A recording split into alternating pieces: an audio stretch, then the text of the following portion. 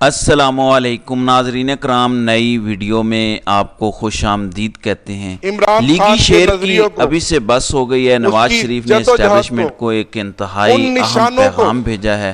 ہواؤں کا رخ کس طرح سے بدل رہا ہے، سچویشن کس طرح سے بڑی تیزی سے حکومت اور اسٹیبلشمنٹ کے ہاتھ سے نکل رہی ہے، اس حوالے سے اس ویڈیو کے اندر ہم نے بات کرنی ہے۔ پھر نجم سیٹھی سینئر صحافی ہیں، نجم سیٹھی یہ کہتے ہیں کہ نواز شریف نے اسٹیبلشمنٹ کو یہ پیغام بھیجا ہے کہ دیکھیں، ہم آئے تھے معیشت ٹھیک کرنے کے لیے، ہمارے ذمہ معیشت تھی، لیکن اب ہمارے گلے جو ہے وہ لا اینڈ آرڈر کی سچویشن پڑ گئی ہے، اور اس کے علاوہ ہمارے گلے جو سب سے بڑی چیز پڑی ہوئی ہے وہ ہے عدلیہ۔ عدلیہ سے ہم کیسے نپٹیں؟ کبھی سپریم کورٹ کنٹرول نہیں ہو رہی، کبھی لاہور ہائی کورٹ کنٹرول نہیں ہو رہی، اور اسلام آباد ہائی کورٹ تو کنٹرول کرنا ہی مشکل ہے، امپوسیبل ہے۔ وہاں پہ تو جو جہاد کر رہا ہے اسٹیبلشمنٹ کے لیے عامر فاروق، اس کو بھی 21 توپوں کی سلامی دینی چاہیے۔ تو عدلیہ کو نواز شریف کہتے ہیں کہ ہم کنٹرول نہیں کر سکتے، نہ ہی ملک کے اندر ہم امن و امان کی صورتحال کنٹرول کر سکتے ہیں۔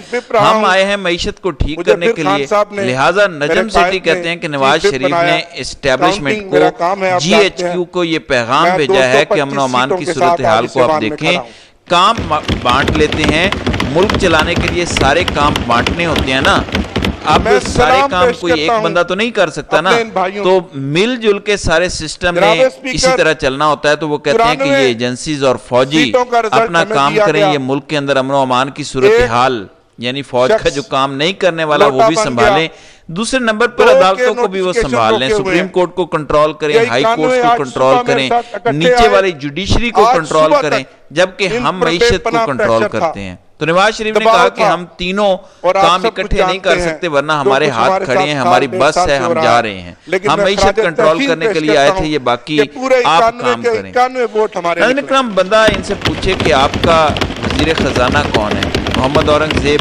آپ کا تو وہ ہے ہی نہیں، آپ تو اسے جانتے ہی نہیں، وہ تو فوج کا بندہ ہے، اسٹیبلشمنٹ کا، جی ایچ کیو کا بندہ ہے، آپ کا تو وہ بندہ ہے ہی نہیں۔ جیسے پی ٹی آئی کے دور میں حفیظ شیخ پی ٹی آئی کا بندہ نہیں تھا، جی ایچ کیو کا بندہ تھا، شوکت ترین جی ایچ کیو کا بندہ تھا، اب یہ آپ کا بندہ تو نہیں ہے، آپ کا بندہ تو ہے اسحاق ڈار جس نے ملک کا بیڑا غرق کر دیا، لہٰذا آپ تو معیشت بھی ٹھیک کرنے کے لیے نہیں آئے۔ آپ کی ٹیم میں کون سا ایسا بندہ ہے جو آپ کہیں کہ یہ نون لیگ کا بندہ ہے؟ آپ کہتے ہیں کہ اصل میں ہم امن و امان کے لیے نہیں آئے، عدالتیں کنٹرول بھی نہیں ہم سے ہوتی اور دیگر کام بھی سارے نہیں ہوتے، ہم تو صرف معیشت کے لیے آئے ہیں۔ تو معیشت میں بندہ کون سا ہے آپ کا؟ معیشت تو ایس آئی ایف سی چلا رہی ہے، انویسٹمنٹ کے لیے جو سارے انتظامات آگے پیچھے کرنے ہیں وہ آرمی چیف کر رہے ہیں۔ یہ الگ بات ہے کہ کامیابی نہیں مل رہی، کوئی بندہ پیسہ دینے کو تیار نہیں ہے، یعنی وہ کہتے ہیں کہ ہم آئے معیشت ٹھیک کرنے کے لیے، ساڑھا یہ کام نہیں آپ سنبھالیں۔ تو اس کا مطلب یہ ہے کہ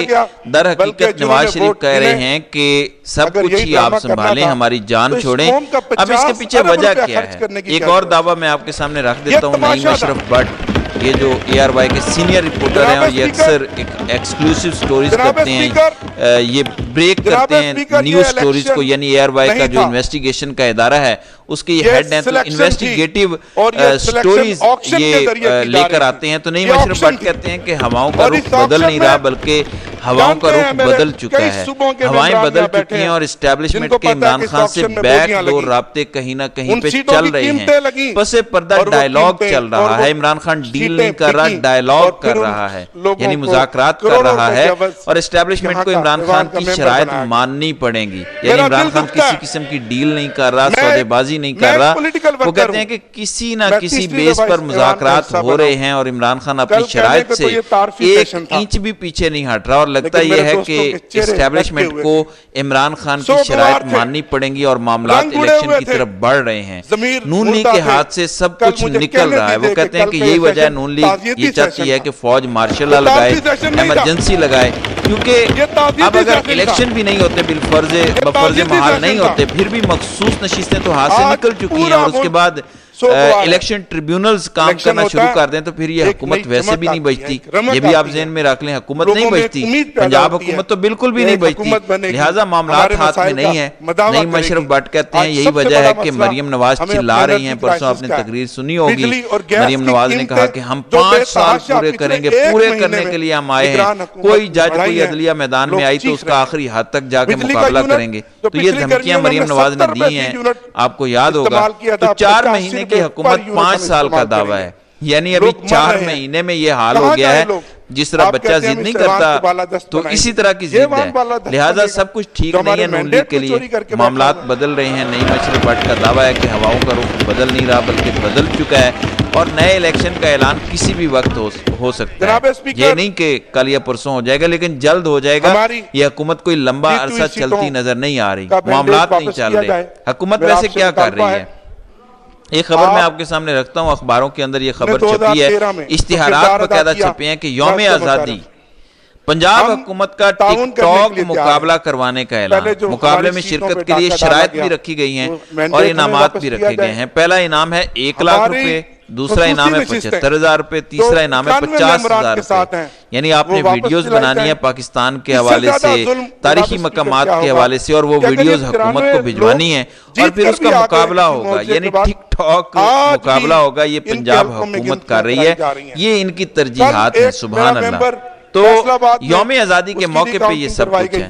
جب نالائکوں اور جاہلوں کو آپ حکومت دے دیتے ہیں تو وہ کیا کریں گے؟ وہ اسی طرح کے تماشے کریں گے. انہوں نے کون سی کوئی ڈیبیٹ کروانی ہے؟ بس جوکروں کا سا کام کر رہے ہیں. دوسری جانب الیکشن کمیشن بھی وارداتوں کی تیاری میں ہے. خبر یہ ہے کہ تحریک انصاف میں شامل 41 اراکین کے بیان حلفی کی سخت ترین سکروٹنی کا فیصلہ, جس کے دستخط میں فرق نظر آیا, اس کی شمولیت مسترد کر دی جائے گی. ایک رکن اسمبلی کی جانب سے 2 حلف ناموں پر بھی ابہام موجود. تو الیکشن کمیشن کے ذرائع بتا رہے ہیں, ظاہر ہے ان کے ہاتھ میں آیا تو کچھ نہیں ہے, کچھ حاصل نہیں ہوا. 100 پیاز اور 100 جوتے بھی کھائے ہیں. ایک طرف کہہ رہے ہیں کہ ہاں ہم سپریم کورٹ کا فیصلہ تسلیم کریں گے, لیکن اب یہ اپنا بغض نکال رہے ہیں. تو سخت سکروٹنی ہوگی, سخت کاغذات چیک کیے جائیں گے. کوئی فرق نکلا تو پھر اس کی شمولیت پی ٹی آئی میں نہیں ہوگی.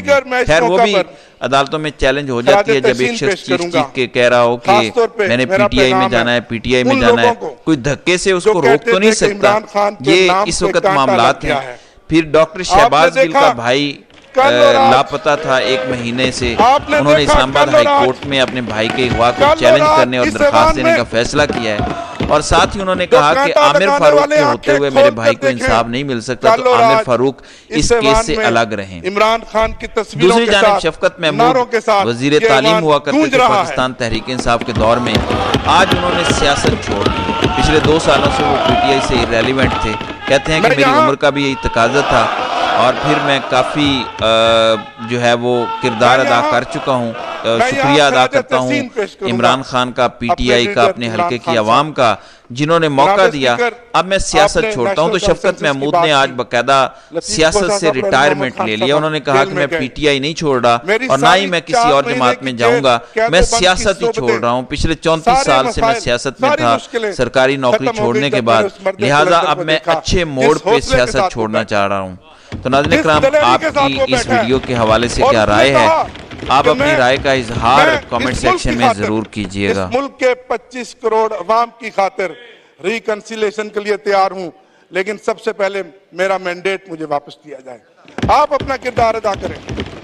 آپ کردار ادا کر رہے ہیں, تاریخ دیکھ رہی ہے. یہ پاکستان آپ کا بھی ہے, میرا بھی ہے, ہمارے بچوں کا بھی ہے. ہم نے اس ملک کو آگے لے کر جانا ہے. میں یہاں اپنے وائس چیئرمین شاہ محمود قریشی صاحب کو خراج تحسین پیش کرتا ہوں. اپنے صدر چودھری پرویز الہی صاحب کو خراج تحسین پیش کرتا ہوں, اور ان خواتین کو آج 10واں مہینہ ہو گیا جو سیاسی قیدی ہیں. ڈاکٹر یاسمین راشد جو قومی اسمبلی کا الیکشن جیت چکی ہے, عالیہ حمزہ اور محترمہ سنم جاوید اور دیگر قیدی خواتین, اور ہماری محترمہ بشرا بی بی صاحبہ, جن کو اس چیز کی سزا مل رہی ہے کہ وہ عمران خان کی اہلیہ ہیں. اس سے بڑا ظلم کبھی ہوگا کہ جتنی چادر 4 دیواری کی پامالی ان 10-12 مہینوں میں ہوئی ہے، اس کی کوئی مثال نہیں ملتی۔